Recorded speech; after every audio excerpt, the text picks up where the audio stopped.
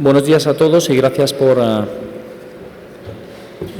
venir a este Encuentro Madrid 2019 y por tener la disponibilidad y el deseo de levantaros prontito un domingo para venir a hablar sobre Hubble y sobre Europa. El título de este encuentro es El poder de los sin poder, Václav Havel y el destino de Europa a los 30 años de la caída del muro de Berlín. Como veis, hay mucha tela que cortar. Me gustaría comenzar, sin embargo, agradeciendo especialmente el patrocinio de este acto a UNIR, a la universidad en Internet, como se llama a ella misma. Quiero además dar la bienvenida a todos los que estáis aquí repitiendo después de ya unos cuantos años y a todos los que venís por primera vez. Sed muy bienvenidos a Encuentro Madrid. Y quería agradecer también su presencia, como no, a las personas que me acompañan en esta mesa. A mi izquierda, Rocío Martínez Sampere, que es directora de la Fundación Felipe González, ha sido, entre otras muchas cosas, diputada regional en el Parlamento catalán y es, y debo decirlo, muy buena amiga.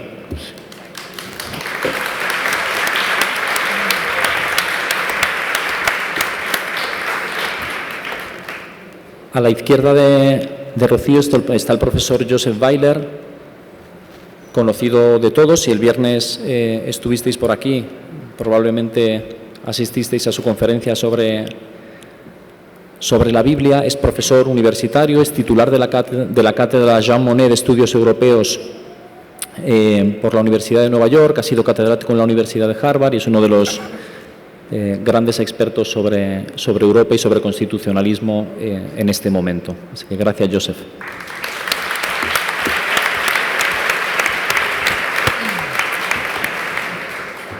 A mi derecha está Ubaldo Casotto, es muchas cosas, pero sobre todo un gran periodista en un determinado momento involucrado en política y es el comisario y, digamos, el alma de la exposición que habéis podido visitar ya o que, si no, estoy seguro de que visitaréis después de este encuentro, El poder de los sin poder, interrogatorio a distancia con Václav Havel. Gracias, Ubaldo.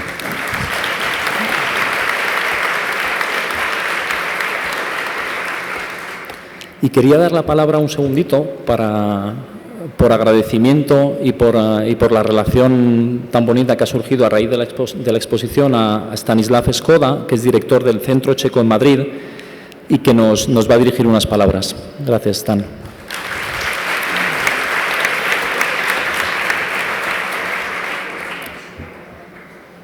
Ayer celebramos 83 años desde el nacimiento de Václav Havel, que falleció en el año 2011. Su legado humanista, europeísta, su acento a los derechos humanos, a las libertades, la lucha permanente por la libertad en todo el mundo sigue viva en nuestro país. En este tiempo que es difícil, que vuelve el populismo no solamente en Europa Central, sino en todo el mundo.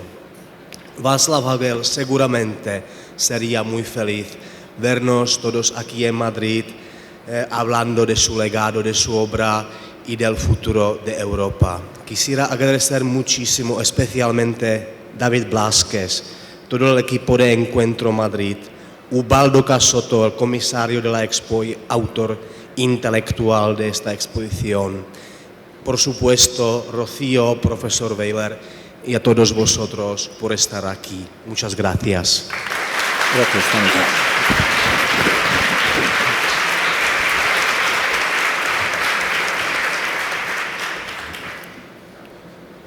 Tiene la palabra Ubaldo. Io mi disculpo, però perdí casi totalmente a mi voz. Le pregunté a David si podía leer la intervención que había preparado para ustedes.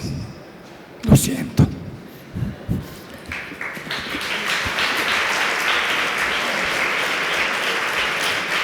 Yo voy a leer las palabras que Ubaldo había preparado, pero sí que me gustaría decir que me consta que ha hecho un esfuerzo durante meses de estudiar español para poder leer esta intervención en español, de escribirla y traducirla él mismo al español y luego pasárnosla para hacer algunas correcciones y que por tanto entiendo lo doloroso que debe ser no poder decir tú mismo lo que habías escrito.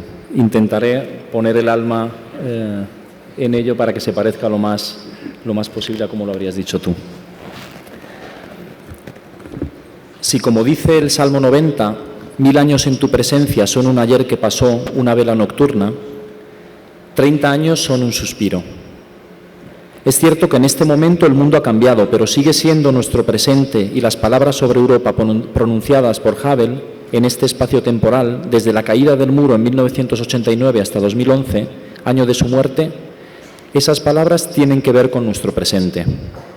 Intentaré volver brevemente sobre lo que pasó en ese tiempo y no os aburriré con citas. De ahora en adelante lo que voy a decir son todo palabras de Havel. Permitidme una observación antes de abordar el tema.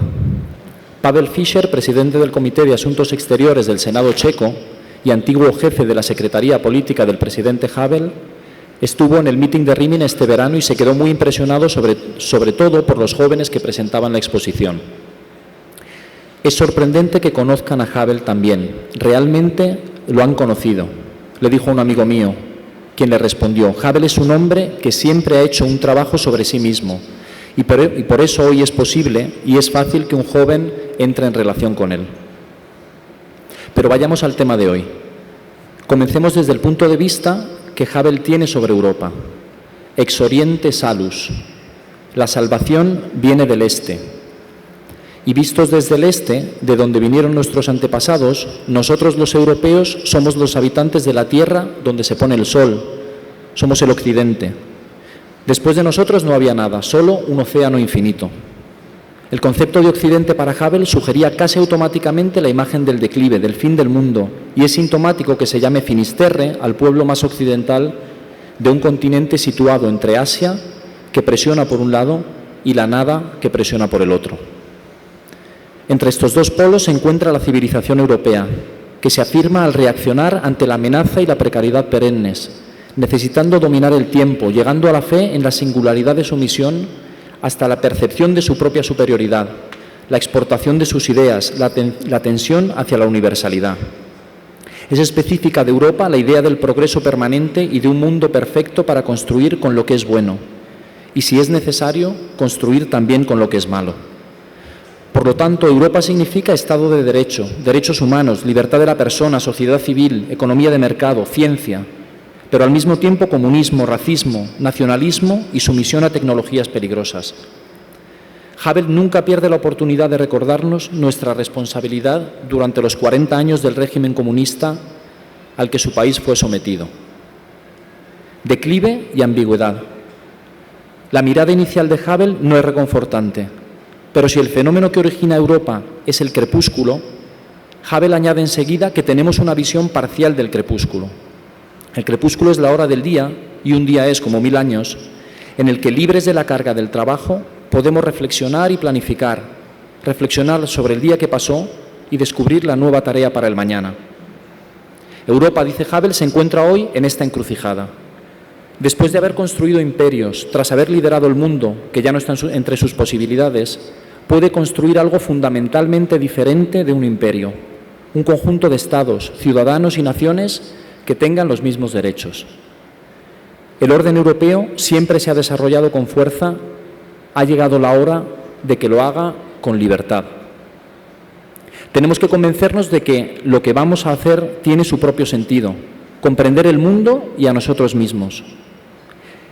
Es el momento en el que Europa debería reflexionar seriamente sobre su propia civilización al tratar de detener el movimiento ciego de autopropulsión que lo domina.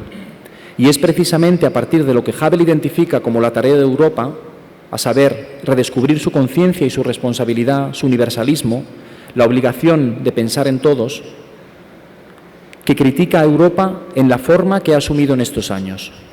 Havel critica su burocracia y su materialismo. Europa carece de corazón, de espíritu, de idea, de carisma, de ideal, de un valor por el cual la vida pueda ser sacrificada.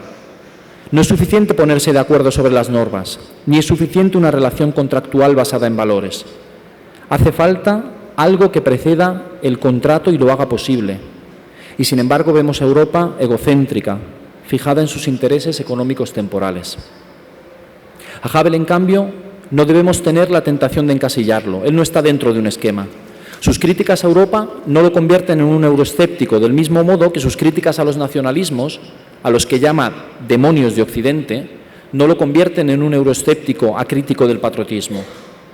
El patriotismo es una de las dimensiones naturales de toda la identidad humana. Si me considero europeo, dice Havel, no significa en absoluto que deje de ser checo. Es de verdad todo lo contrario, soy checo y por eso soy también europeo. A los euroescépticos les responde tajante: vivid 60 años bajo el comunismo y entenderéis la importancia de la integración europea. Para él, la Unión Europea es un hecho ineludible, somos diferentes, pero estamos todos en el mismo barco. Para Havel, Europa tiene la oportunidad de ser un espacio de libertad, y eso será posible gracias a un riguroso trabajo de autorreflexión. La nueva Europa debe redescubrir su identidad, que no solo son sus raíces, sino que significa una responsabilidad. Para Havel, la identidad siempre coincide con la responsabilidad. ¿Qué es la responsabilidad para Havel? Yo lo entendí cuando me dijeron las últimas palabras de Jan Patočka, tras morir después de un interrogatorio de 13 horas. Si no lo hago yo, ¿quién lo hará? Jan Patočka le dijo al carcelero que le preguntó: ¿quién te obliga a hacerlo? Y él respondió: si no lo hago yo, ¿quién lo hará? Patočka fue un famoso filósofo y para Havel fue un maestro. Después de ese interrogatorio, como decía, Patočka murió. La responsabilidad introduce la pregunta: ¿a quién respondemos? ¿A quién responde Europa? En un discurso en Dublín, Havel habla sobre los hombres que construyen el túmulo de Newgrange hace 5.000 años y crearon una abertura en la viga sobre la entrada a través de la cual, durante el solsticio de invierno, entraba el sol. Una línea de conjunción del hombre con la eternidad, con lo infinito, con lo absoluto. Esta es una magnífica fuente de esperanza y significado, pero también es un gran compromiso, una llamada a la responsabilidad. Debemos comportarnos de tal manera que podamos atravesar la prueba también a otros ojos que no son los ojos imperfectos de nuestro prójimo mortal, sino también los ojos perfectos de la eternidad, del omnisciente, escribía Havel. Incluso el admirable intento de unificación de Europa, basado en los principios de la colaboración pacífica y de la justicia, por lo tanto de la igualdad de todos, es la edificación de una construcción ingeniosa, grande y complicada como el túmulo de Newgrange. Pero al menos algunos de los miles de diseñadores y constructores de este grandioso trabajo están pensando en esa apertura que uniría ese trabajo con lo que supera infinitamente, con lo que lo supera infinitamente, y que al mismo tiempo es lo único que puede darle un verdadero significado. Una relación o un orden jurídico, insiste Havel, deben ser precedidos por una relación o un orden moral, cuya raíz debe ser siempre metafísica, es siempre metafísica. La conciencia y la responsabilidad son una relación del hombre con lo que lo domina, el infinito y la eternidad. El pasaje en el que Havel explica qué es la conciencia es verdaderamente hermoso. Havel utiliza el ejemplo del tranvía por la noche. Te subes y estás solo, el conductor está 2 vagones por delante. Debes decidir si colocar la moneda en la máquina de los billetes. Peleas un poco contigo mismo, pero al final terminas pagando. ¿Cuál es la objeción? Bueno, hay gente que no paga. Venid a Roma y lo comprobaréis, decía Ubaldo. La respuesta de Havel: no me importa quién no paga, me importa quién paga y el por qué. Me interesa quién hace el bien sin ser visto y sabiendo que nadie lo sabrá jamás. Y en cualquier caso, incluso aquellos que deciden no pagar, lo hacen después de una pequeña batalla consigo mismos. Conclusión: la conciencia es eso por lo cual, cuando estás solo, te comportas como si alguien te estuviera mirando. La conciencia no es un diálogo con uno mismo, sino un diálogo con otro. Bueno, Havel ha tenido y creo que tendría la impresión de que los europeos dudan cada vez más en reconocer ese otro, entre comillas. Es como si, dice él mismo, los constructores de una catedral pensaran que están construyendo solo una casa que debería ser alta, fuerte y en la cual deba caber mucha gente. Su trabajo, dentro de tal confusión mental, dejaría de ser una catedral y se convertiría en un mero montón de piedras. Un grabado. Me gustaría que notaseis la concordancia singular de la imagen de Hubble, una abertura en la piedra, con la utilizada por Benedicto XVI en el Bundestag en Berlín, cuando después de haber comparado el pensamiento y la política contemporánea con un búnker en el que la realidad ya no entra, dice que existe la necesidad de que se abra una grieta en ese búnker, a través de la cual el mundo regrese para restaurar la razón. Hubble, en una carta a su esposa escrita desde la prisión, habla literalmente de una grieta. La mejor idea es aquella que siempre deja cierta grieta abierta, para que se dé la posibilidad de que todo sea completamente diferente. Este es el espacio para buscar la verdad y también el espacio en el que uno respeta la libertad de los demás y su propia libertad. La solución ciertamente no se encontraría en una nueva ideología. Hubble es totalmente aideológico, pero no amoral, no sin valores, sino más bien en lo que él llama la recuperación de una relación humilde con el mundo, una relación del respeto por aquello que nos supera. Por lo tanto, Europa como espacio de libertad no será el resultado de un nuevo acuerdo, sino más bien de algo no expresado, implícito en cada acuerdo, fruto de una relación renovada con el ser, dice Hubble.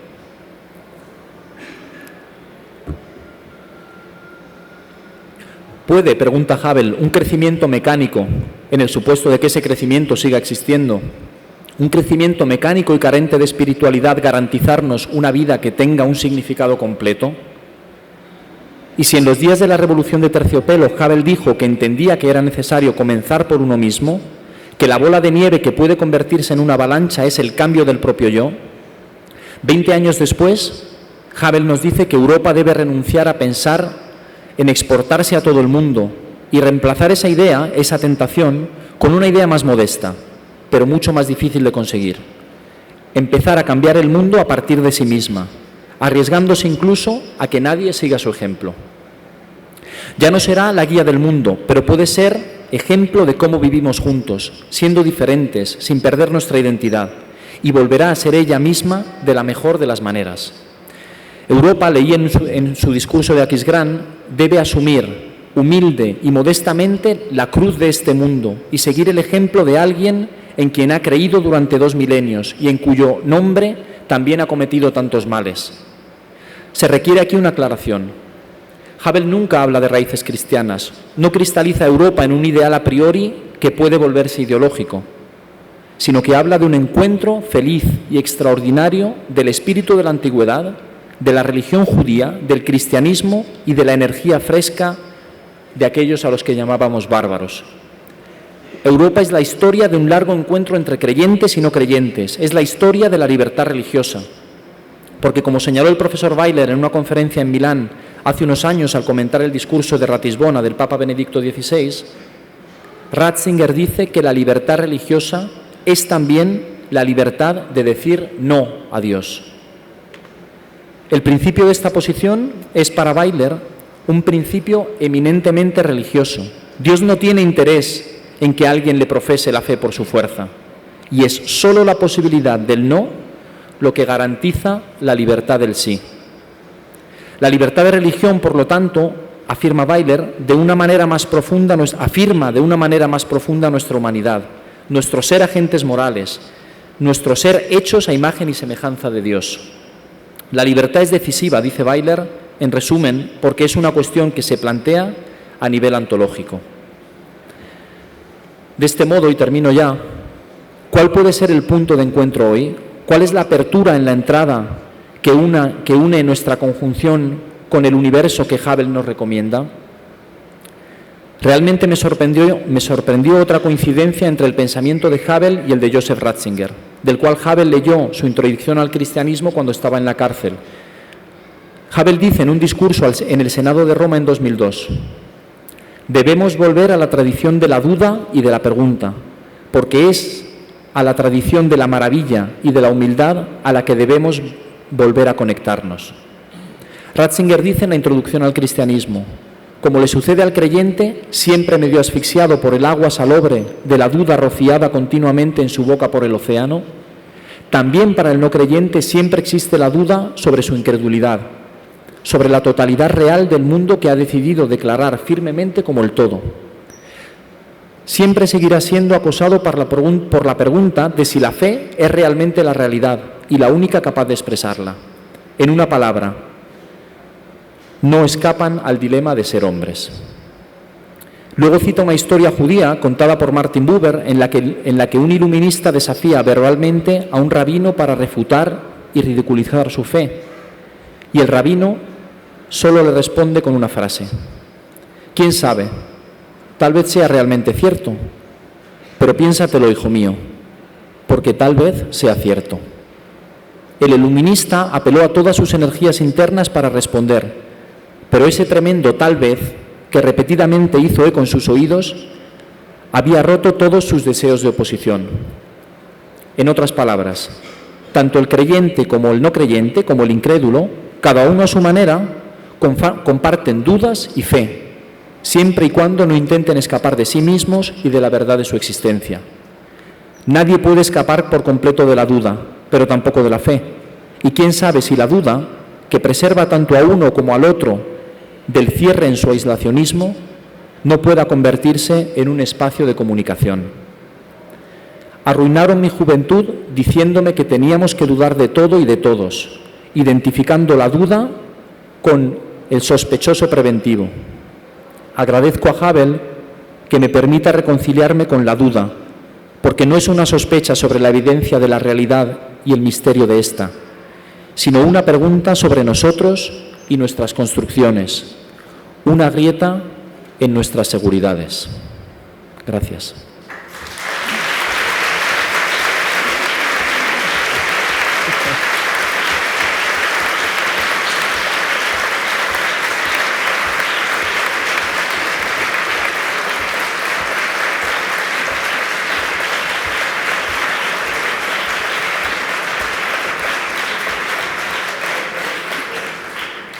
Profesor Weiler. Gracias. Disculpad mi español primitivo, pero siendo aquí puedo contar con esta virtud cristiana del perdón. ¿Quién son los disidentes de hoy en día? Son las populistas. Y los populistas no es un fenómeno de Polonia o de Hungría, es toda Europa. En Francia, en Italia, en Alemania, Gran Bretaña, Brexit, es muy común. Y la manifestación son dos: un rechazo, parece, de valores fundamentales de la democracia liberal y un euroscepticismo muy profundo. Ahora, dos premisas. Yo no acepto que millones y millones de europeos han convertido fascistas o idiotas, porque eso es nuestra manera de tratar el fenómeno de populismo. Llamarlos fascistas, muy fácil, o llamarlos idiotas que no entienden nada. Y yo no acepto que millones y millones de europeos han convertido de repente en fascistas o idiotas. Hay algo líder que es fascista, poco idiota, pero la gente no. Y la segunda premisa, ¿se dice premisa? Premisa. Es que no acepto más que la razón del populismo es económico o materialista, porque la crisis económica ha pasado. Y tomamos, por ejemplo, la Polonia, ha pasado la Polonia mejor de cualquier otro país, la crisis de 2008, y aún, a pesar de eso, el fenómeno populista es muy común ahí. Entonces, según creo, la razón más profunda es espiritual, una crisis de valores. Hablando de valores, ¿qué son los valores europeos? Son tres, que todo el mundo está de acuerdo. Son tres, se puede llamarlos la Santa Trinidad de valores europeos. La democracia, protección de derechos humanos, de derechos fundamentales, el Estado de Derecho. Ahora, lo llamo la Santa Trinidad no solamente por ironía, pero como la verdadera Santa Trinidad son tres que son unos. No se puede hallar, no se puede tener una democracia sin proteger derechos fundamentales o el Estado de Derecho. No se puede proteger en manera efectiva derechos fundamentales sin Estado de Derechos. Entonces son tres, pero al mismo tiempo uno. Y por eso, por ejemplo, la idea de democracia iliberal para mí es oxímoron, no existe. Es una juega de palabras que confunde a la gente. Pero hay un otro aspecto de la Santa Trinidad. Atención. En cierta manera son valores vacíos. ¿Por qué lo digo? Son muy importantes. No podemos aceptar vivir en una sociedad que no respeta la Santa Trinidad, democracia, protección de derechos fundamentales y Estado. ¿En qué sentido son vacías? Porque protección de derechos fundamentales garantizan, ¿es español?, la nuestra libertad. Pero no dicen qué hacer con esta libertad. Si puede utilizarlo o abusarlo. La democracia es una tecnología de gobernanza muy importante. Pero una democracia de gente mala es una democracia mala. Una democracia de gente indecente es una democracia indecente. En estos sentidos son vacías. Y la gente necesita valores que no son solamente procedural, como protección, como democracia, como Estado de Derecho, mas dan contenido y significado a la vida. Y ahí tenemos lo que puedo llamar la profana Trinidad, ¿es español? Son tres valores que hemos olvidado. Es esa falta que alimenta el populismo. ¿Qué son los valores de la profana Trinidad? El primero, el patriotismo. Hoy en día la palabra patriotismo es una palabrota.